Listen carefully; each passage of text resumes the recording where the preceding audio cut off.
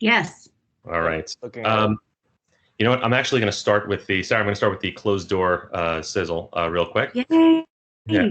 So let me just. It's always nice to start with something a little fun. So let me just fire this up, and then we'll jump into this. Where are we? Okay. So.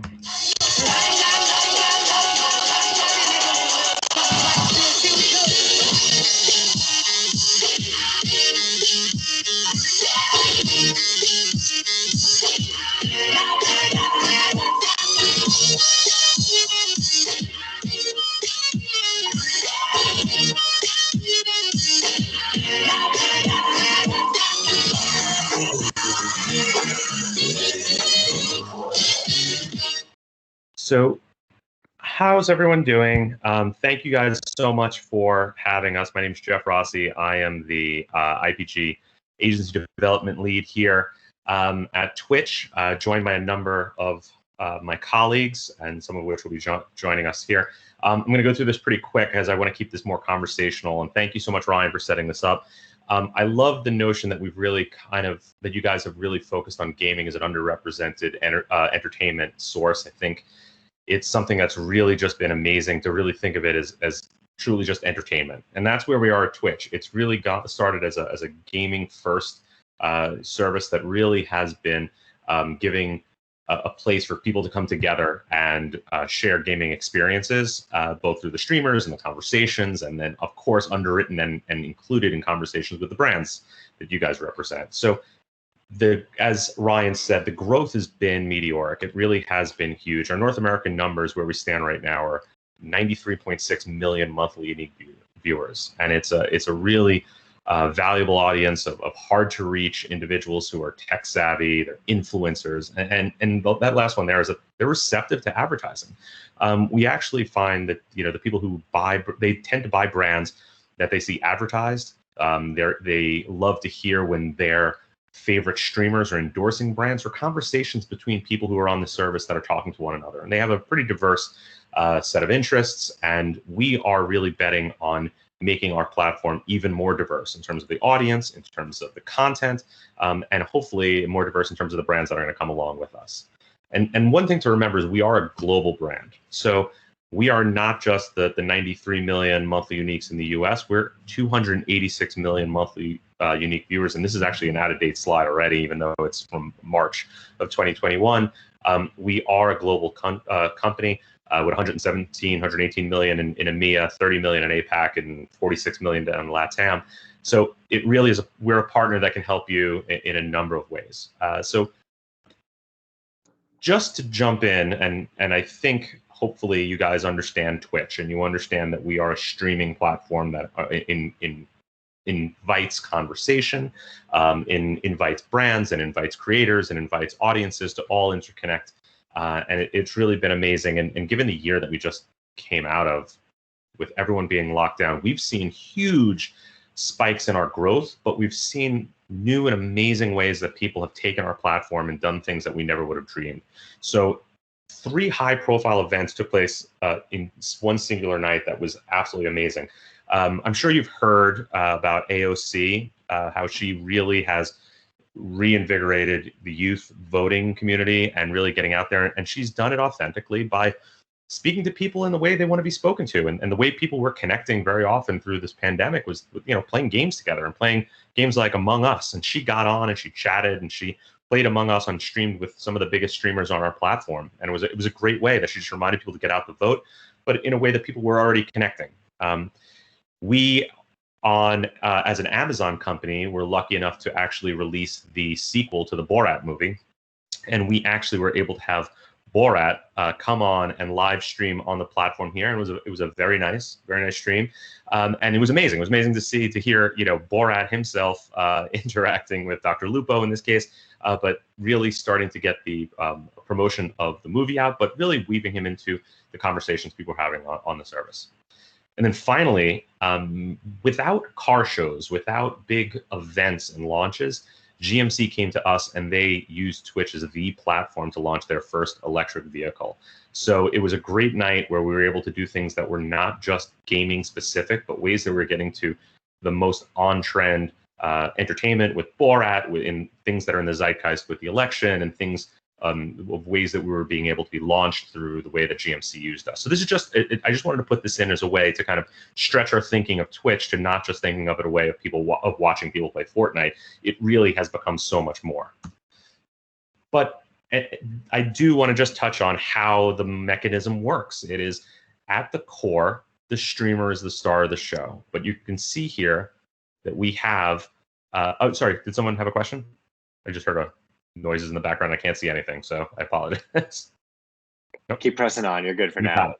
So what we have is, this is the typical stream that you'll see. It is going to be a streamer who's the star of the show, and the conversation that happens on the right between the streamer and his fans, and the fans and each other. And you can see that we just see so much concurrent viewing. We see that here right now, we're looking at 2.4 million concurrent viewers on the platform. And if you think of other things that are happening in culture and how numbers for media agencies to find those cultural watering holes where people come together, like the Super Bowl or award shows, well, ratings are in decline, and there are just fewer and fewer places where people come together around content. And Twitch is actually growing faster and faster and becoming that place that people come together. And what we do is we create the forum for this conversation, and then culture happens. And then people will be talking about NFTs, or they'll be talking about the stock market, or they'll be talking about, chess. When the Queen's Gambit was trending, all of a sudden, all these people were using our platform to play chess. So you start to see that culture is going to naturally happen on Twitch, because we're inviting all of these people to come together. And when they come together, amazing things happen. So we believe that we are going to continue to grow and diversify our audience by making it really look more and more like the US population. We really think that we are seeing huge growth in female audiences, in different age segments, and it's because the content we're investing in as a company is becoming more diverse. So here we can have a number of, you can see the gaming partners we have. We've invested heavily in music. We've invested heavily in sports, and of course in these lifestyle entertainment.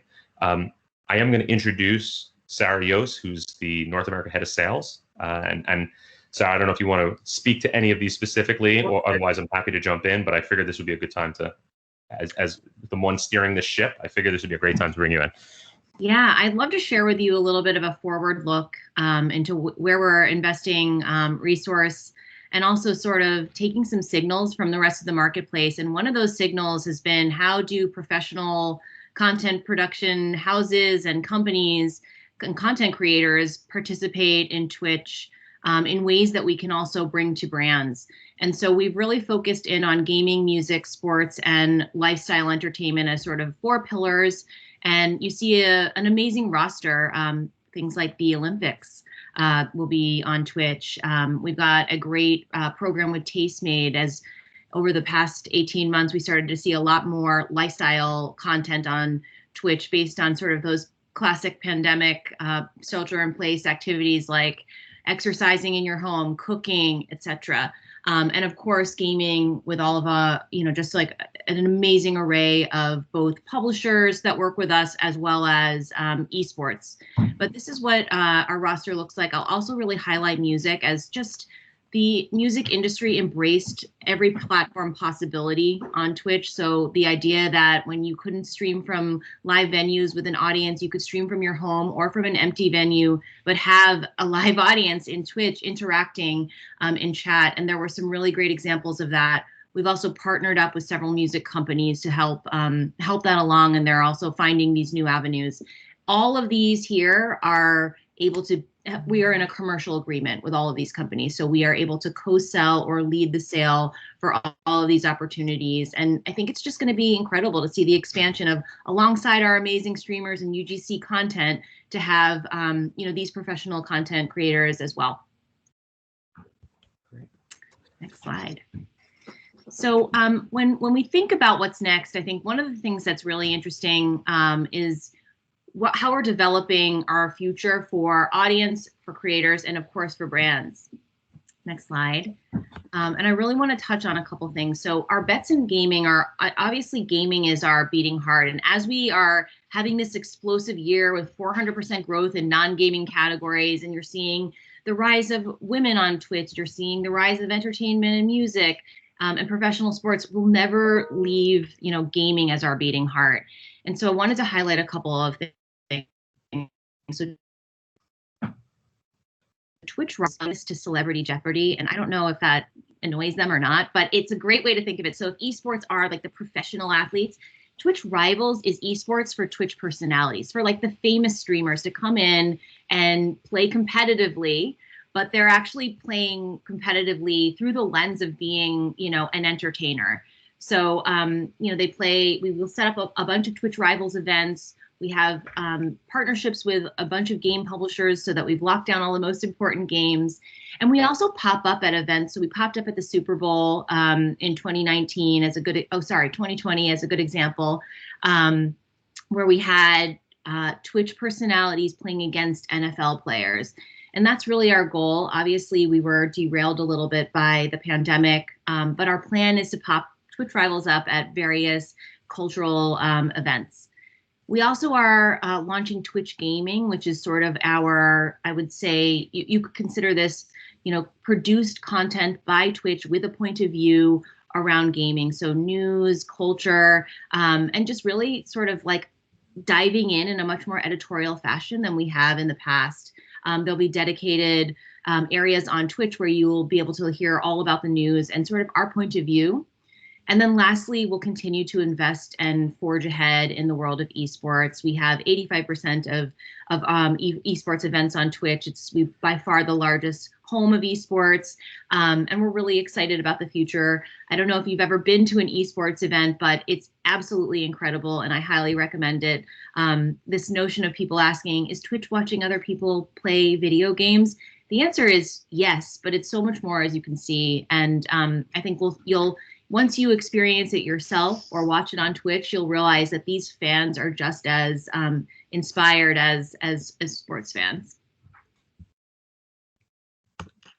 And one last thing we really wanted to highlight for you today is the focus that we have on underrepresented voices in our creator community, and not only our creators, but also we really want to intentionally grow these audiences as well. So our biggest initiative right now is Twitch Black, which is highlighting Twitch streamers who are Black and also trying to grow that audience as well. We're doing this through a number of mechanisms. There's several partnerships that we have in place. And we're excited to see, which brands come on board for this. But this is also something where we have a lot of hand raising from brands right now. And so we think that it's sort of like that perfect moment in time to be to show our commitment and make sure that we do justice to this really amazing sector of our audience and creator community. Great. Okay, so that's it for the slides, but we'd love to talk to you a little bit more and hear questions and anything more that you're curious about regarding Twitch. Oh, and there's Nathan Lindberg from Twitch Properties. Hey, Nathan. Hi, everybody. Well, thank you guys for taking us through that. And I know we've got at least one question in chat, but I wanted to kick it off with one myself. And you guys took us through a lot of the exciting partnerships that you're forging and sponsorship packages that you're developing. I'm just interested for brands that are looking for more, that buzzword turnkey approach to Twitch advertising. What is that best, first foot in the door in terms of activating with you guys? Sure, I can take this one. The truth is, I always encourage brands who want to learn about Twitch and understand Twitch is to start by running a video campaign. This is a video service.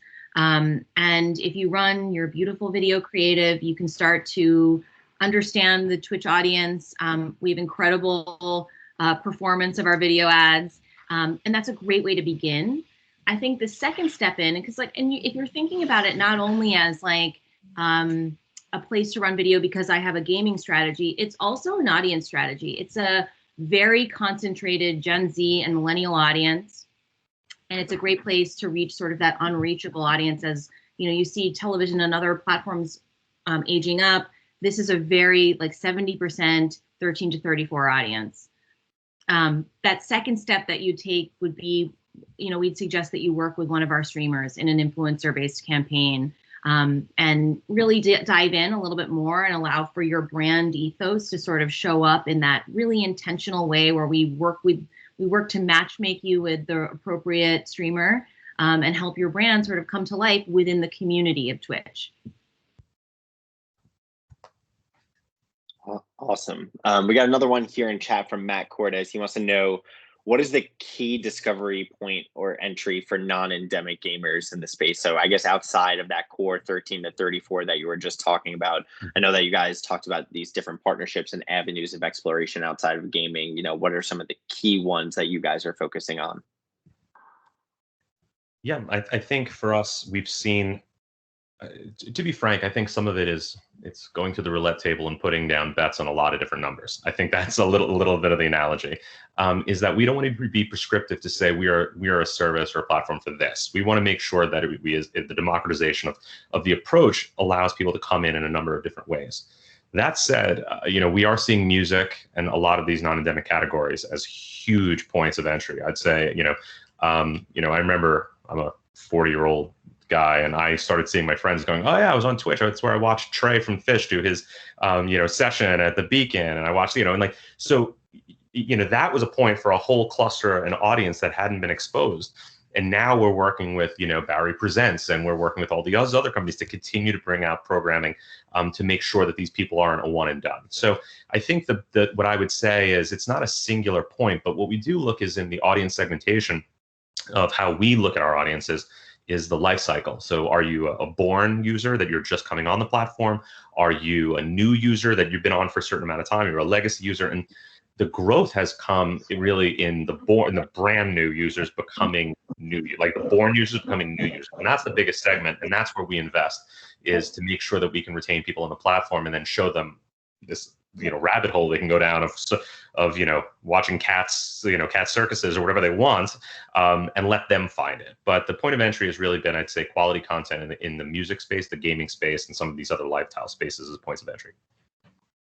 So you're talking about cat circuses, and I know we were talking about cat obstacle course on the way in. So like for those people that are super invested in developing their cat obstacle course, I know Scott Elchison had a question about shopping on Twitch. Yeah, what a tee up, Ryan. Wow. So my question is all around like shopping. So this has been something that a lot of our brands have been interested in, exploring essentially new channels and ways in which we can essentially sell to our customers directly. So I'm just curious if there are plans or how Twitch is thinking about creating shoppable opportunities for brands on the platform. I'm so glad you asked this, because we are, and everybody from Twitch, please jump in. But we have a pilot program for back to school and holiday where we are actually going to be doing our first. Oh, the anticipation. Yeah. Oh, Sarah, no. as a new age QVC. Sarah, you just froze. Oh, sorry. No problem. You said this is going to be our first. Sorry. So this is going to be our first foray into programming that is live shopping. So Twitch as a QVC style shopping show, and we have it coming up for back to school and for holiday. And we've just begun to scope this now, and it's just getting released, and we're really excited about it. There's an amazing stat: 65% of our audience has purchased something that an influencer on Twitch recommended. So we're very certain that this is going to do well. We've had a few tests in the past around Prime Day, and obviously we're part of Amazon advertising, so there's even more opportunity there to do a lot of intentional sort of targeting and retargeting around these activities. But we have done a few tests in the past that proved out sort of the concept, and we realized that it actually needs to be organized in sort of like a formal show type format, which is what we're headed into this fall and winter. That is super exciting. And is it mainly product placement that is the opportunity for brands, or can it be I guess I got two questions now. Is it more like product placement where like we can like showcase a product and have that be sold to, or essentially sold to individuals, or can we like brand the stream if there's gonna be like a shopping stream or event that's like, hey, this XYZ event is brought to you by XYZ brand? So this will be more like, I would say it's beyond product placement. It's almost like, really think like QVC, like it'll be a featured item that will be sold in this show. So that is essentially how that sponsorship works. Those are these special sort of live shopping shows that we're developing. On the other side of this is just like any day of the year, you could see our streamers running a custom stream on behalf of an advertiser that's branded for that advertiser. It's less about sort of like being shoppable and more about advocating for that brand and promoting that brand, and really sort of, I think, the brand messaging, the brand ethos coming through. So we can really play in sort of the entire funnel with our influencer community. But I would say if you want to really test sort of like the live shopping that we're seeing exploding worldwide, that is these two shows that are coming up. And then, more sort of sponsored streams that's sort of our tried and true method of upper funnel branding. Yeah, okay, that makes sense. Hey Scott, it's Nathan. You'll remember the days of Blacksmith and some of those things. We've learned some really good learnings from those days of Hershey. Right. To Sarah's point, we did a program with Tim the Tatman last week and sold over, I think, 3,000 boxes of Sour Patch Kids in about an hour. So there is those opportunities to make those things happen. I think where we're really trying to figure out that sweet spot with brands is it's live content. So how do you get someone to stop watching live content and go buy something? I think that's been the struggle that we've been trying to figure out in terms of that balance. So it's not something of just like, ooh, cool. Like I'm going to go here and click on what Jeff's wearing for that shirt. I'm going to go buy that shirt right now because Jeff might be in game. He'll be doing something really cool. Like I want to stay locked in on that content. So we're really trying to balance how we provide shoppable opportunities to our community, because there are different habits of watching live content versus watching a VOD content where you can rewind back, you can do all those different things. So it's just, for us, it's still a work in progress, but no doubt about it, there's a lot of great ways that we can do this, and the audience responds really well. So it's definitely something that we should be, having brands and obviously, folks like IPG challenging us on all the time about how we can integrate those brands more effectively and how we can get people to drive shopping opportunities, because they do exist and there has been a lot of success. Very cool. I know there are more questions, so we can go over to those, but I have more questions about shopping, but I will follow up in an email about that. And we'll provide that contact information for everybody afterwards. So you can badger the Twitch folks as much as you like afterwards. We got another question here from Hu Ying, and he wants to know, is there a platform where we can filter and sort the streamers so we can know where the audience is in advance in order to place a sponsorship? So is there any kind of education or self-service back end that we have access to as media planners and investors that will help us inform where we want to put our investment from an influencer perspective? That's a great question. I think if I'm reading it right, I would say that it's a service that we provide. So we have an influencer relationship team that sort of understands, through the data that we have about where they're hand raising, prior streams, understanding their interests, where we actually do that matchmaking. So it's more of a service than a piece of technology that is accessible to everybody. Anybody have anything to add? Yeah, Am I reading that right? Yep, and the granularity by which we were able to segment and identify is pretty amazing. Amy Goffin is on this call, and I know that she and her team were working on an opportunity with T-Mobile, and we were able to find not only streamers who were T-Mobile customers, but ones that were using a prepaid product, which is what the campaign was about. So we actually were able to get all the way down to exactly people who were using the product we want to talk to.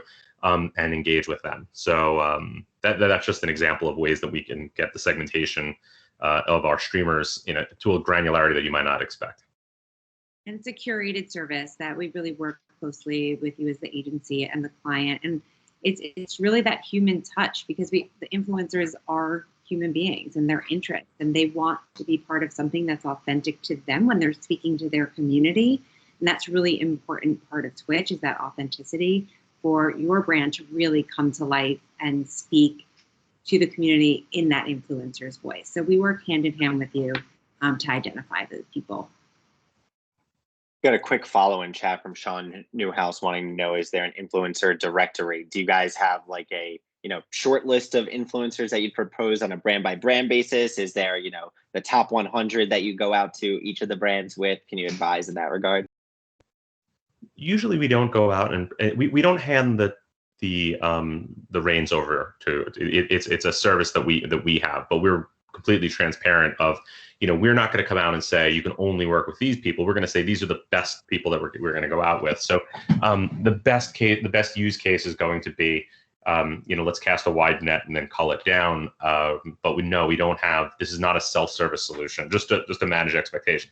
This is not a self-service solution. We don't have a directory you can go through and dig someone up. It would be something you'd call someone who's here, Amy or myself, and basically say, hey, this is the client, and either from a product standpoint or an audience standpoint or an interest standpoint, this is what we're looking for, and we'd come back with a recommendation. And since it's always changing, streamers come on or come off, or Dorm Interactive, or their interest change. It's not a steady state that I can say, oh, this person's always going to be available, because I can't give you a directory, because it's always evolving. So the only way to do it would be for you guys to put in a request with us. Yeah, and I mean, another thing that I would just add on to that is I would just encourage people to watch. I think that's the best way to get familiar with all the influencers across the platform. There's, something for everyone out there, and from gaming and the ancillary content that you guys put out there as well. Stephen Smith wants to know, are there any plans in the works for short-term content licensing deals? They mentioned Bob Ross and Mr. Rogers as previous examples. If so, are there opportunities for clients to then surround that type of content? Yes, and so if you go back to the that chart we showed with all of our partners, a lot of those include marathons. So one example would be AMC's Walking Dead. So not only did they develop specific shows for Twitch that were very bespoke, involving all of sort of Twitch's native functionality, but we also ran marathons. And so we're doing that with a number of partners. The Olympics is another one that's coming up. Many major sports. We have a lot of sports rights as well. And these are all opportunities, to run advertising in. I would say that one of the toughest things, I've been now at Twitch for 6 months or so. So one of the hardest things to keep up with has been how much the team is licensing new content, creating new opportunities, these things. So like, I try and throw stuff over to Ryan and a few other people who are the spokespeople, for the Twitch champions. But the best thing is, if you're not sure, just reach out. And I'm always surprised by how fast things move, how much content is being licensed. So we have, when NFL Thursday Night Football was announced, my phone was ringing. When the Olympics was in the press, but there are so many nuanced relationships that we may or may not have that we would know real time. Again, we're here for you. We can reach out and figure that out real time. Fantastic. Matt wants to know that with Thursday Night Football moving exclusively to Amazon in 2022, how is the Twitch experience distinct from Amazon Prime? Are there any new features planned for 2022? I'm sure they're just looking for any more distinction that you guys can provide as your new capability set has arrived with the integration into Amazon's advertising. Yeah, we love everything that's been going on with NFL and Twitch. And the biggest distinction is, I'd say, the way that we have the stream on Twitch, that it is tailored for Twitch. So interactive features, the ability to chat with the community, that has proven to be so successful and such like a amazing riff on the NFL experience, and a great way to sort of cement it into that like community mindset. That's my prediction for like the continuity of that is my prediction. And do you plan, just as a follow-up, on giving creators the tools to broadcast those, games in the future as well? Because I know that at least during the initial broadcast, Tim the Tatman garnered like 4x what the actual official broadcast did. So I think it's another proving point that it's ultimately the communities and the content creators who are garnering these massive viewership as opposed to the content specifically itself. Yeah, that's exactly what I'm talking about, is that the way that the whole experience becomes Twitchified, to use a made up word, but that's what we're talking about. How do we make this a community experience? And I mean, I think back to like being in digital advertising forever and how we used to say, I used to work in TV and we used to be like, let's put Twitter and Facebook and TV and bolt it all together. And we've got the social experience. And like, here we are working at Twitch where it's happening. It's the TV you're talking back to it live and interacting. So it's super cool to see that sort of come to life. And you're right. There's like the ability for this to happen within, multiple communities at the same time via the streamer, because the streamers are like, what I think one of the things people forget is that it's like incredibly durable. Like streamers are streaming on a schedule. So you're coming back to your favorite streamer during known times where they're always streaming. And some of them are streaming 8 to 10 hours a day. And, one of the things that we've seen is like, sustaining gameplay for that long can be, physically challenging. And so streamers are bringing more of their whole self to Twitch than ever before, which has given rise to other, to other content genres like just chatting, where you're just kind of hanging out and chatting with a streamer versus watching them play. And so I think that's one of the things that's super compelling, is that like these things emerge over time in a very organic way. And so this idea that co-streaming, professional content becoming a thing on Twitch is really in service of what Twitch is, the community, these individual small communities that make up the larger community. And I think one of the things that we have, go ahead, I'm sorry. I was going to jump on what Sarah was saying, just because I think it really builds on what brands can think about in this particular service. Is a lot of brands have existing league partnerships and larger initiatives.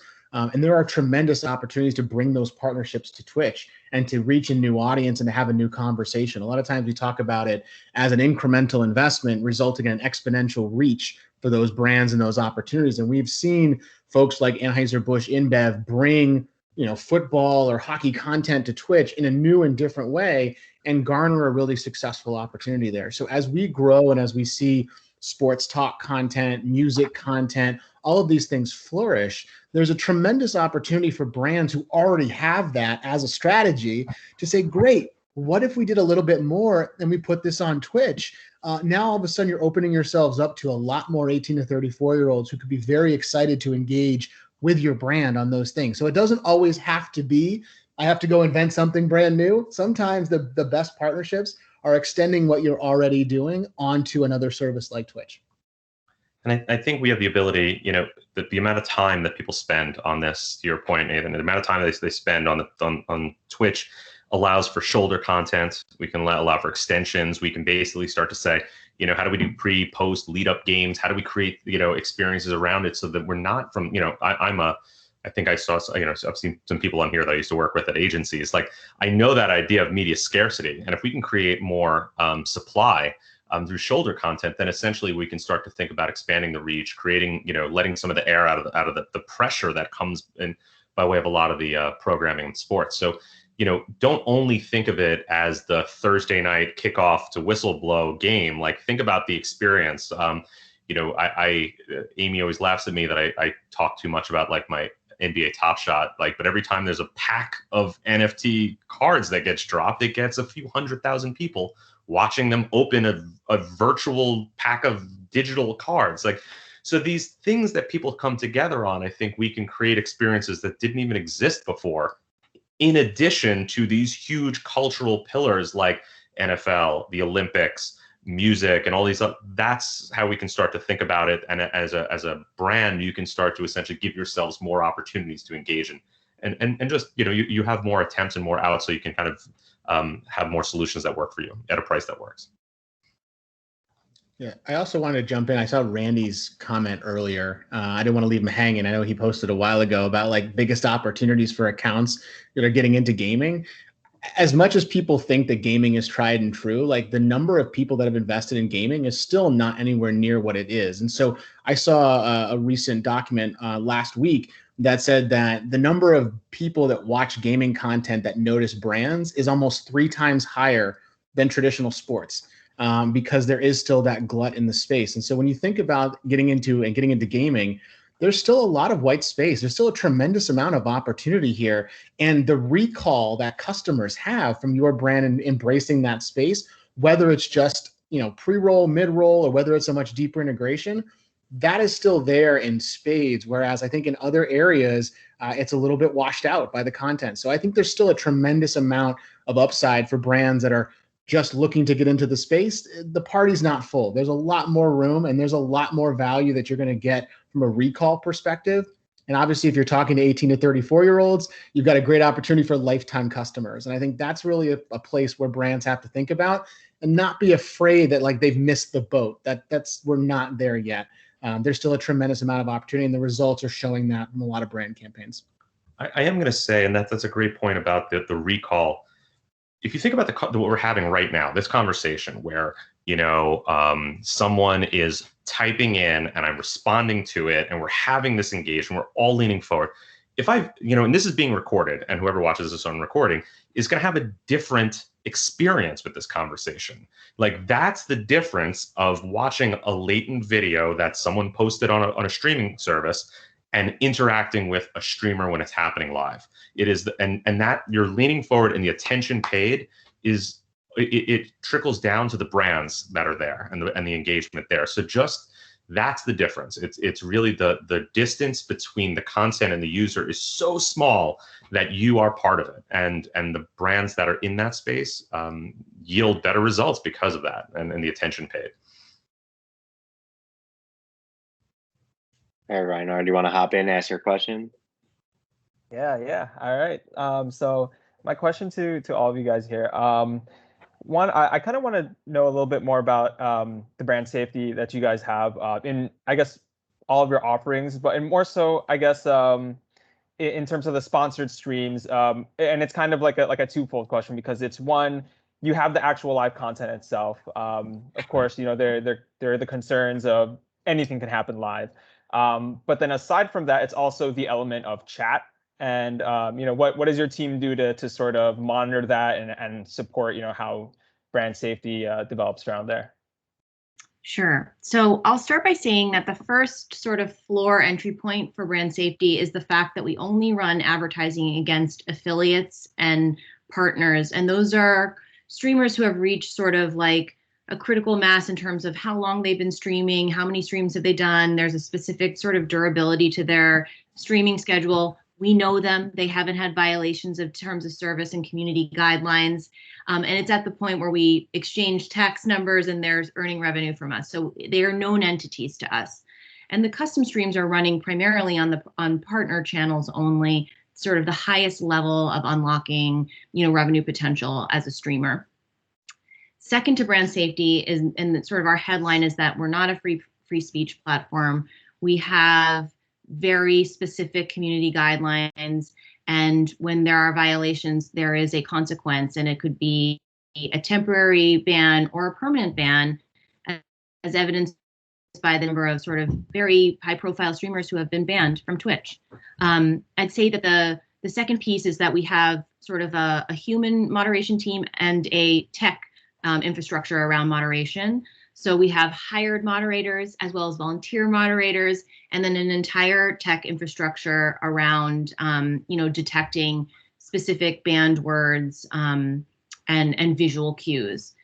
And sort of beyond all of that is, the chat. And as I investigated chat, I've been with Twitch 2 years. I was actually so surprised to learn that there is not a lot of infractions that occur in chat. The main reason is because the primary use of chat is emotes. Emotes are the language of Twitch, but they're highly coveted and curated by Twitch. So the vast majority of chats are Twitch. And then, in terms of a tech infrastructure working well, chat is a primary example of that. It's very easy to filter words. And then you've got human moderation on top of that. So there's actually not a lot of infractions that are happening there, which was a surprise to me to learn.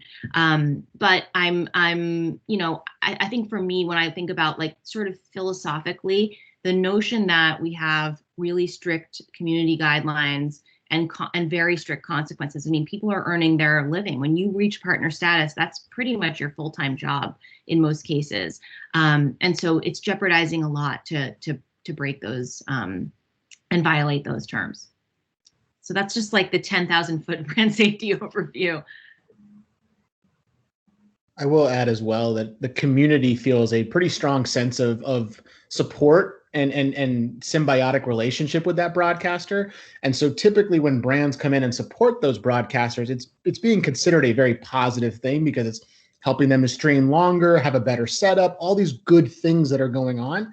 And if you're watching someone 4 or 5 hours a day, 3 or 4 days a week, right, you feel invested in that person's success as well. And so we see time and time again a tremendous amount of enthusiasm in these branded streams because a brand is taking time out of their, larger busy schedule and say, hey, we like this broadcaster too. We want to support this broadcaster too. And it really humanizes the brand and leads to a very positive, I think, interaction between the brand and the audience, which I think is unusual on most services.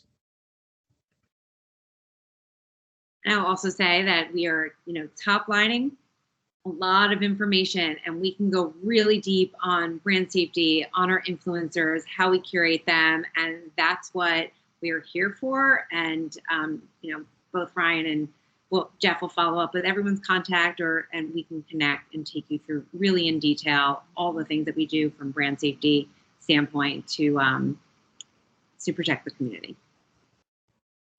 Yeah, that's great. And I know we've only got 2 minutes left and I'm conscious of time, but I know we've talked about all these different elements from, sponsorships to banners and boxes. Like, what is the right way? Is there a right crawl, walk, run approach to getting onboarded to Twitch? Or will you guys come in and help figure out which way to, put the sorting hat on the brand and proverbially, ship them off to the right house? I think it depends. I'm going to say the short answer is it depends on the brand. But the one thing is that we can play a significant role in terms of video supply as a baseline, that we can deliver significant reach as a video service to a hard to reach segment. And so that I would say is a foundational element of brand building, is just making sure that you are queuing reach to the right audience in the right way. Beyond that, we can get into things like, we can build custom creative for you. We can create, not even sponsorships and integrations. We can build, 15s and 30s that utilize our talents and actually bring in the nuance and the language of Twitch with your brand and run that as a 15 and 30. Then the next level beyond that starts to get into, sponsorships all the way through to, full integrations. And Nathan's team works in, in a franchise capacity where they can actually take brands even and own entities even off the platform. So it continues to grow all the way up. But I would say the foundational level would be, looking at us as a video supply partner against a hard to reach audience in an incredibly engaged fashion. That's a fundamental. And if you want us to make the creative that runs, or if you want to bring your own TVC, we can do either of those. So. All right, excellent. And that leaves us right at time. So Sarah, Nate, Jeff, Mark, Amy, thank you guys all for joining and giving us the 411 on what's up with Twitch and what's new and exciting in your guys' world. I'll be sure to share the deck in chat with everyone. If you guys haven't seen it already, their contact information will also be embedded in that deck, I believe. And if not, I'm happy to follow up and connect anyone over email. But thanks again, Twitch team. Thanks again, Gaming Champions team, Reinhard, Danielle, Matt, Randy, and we'll see you guys for the next installment. So till then, take care. Thanks, everyone. Thank you. Bye. Thank you.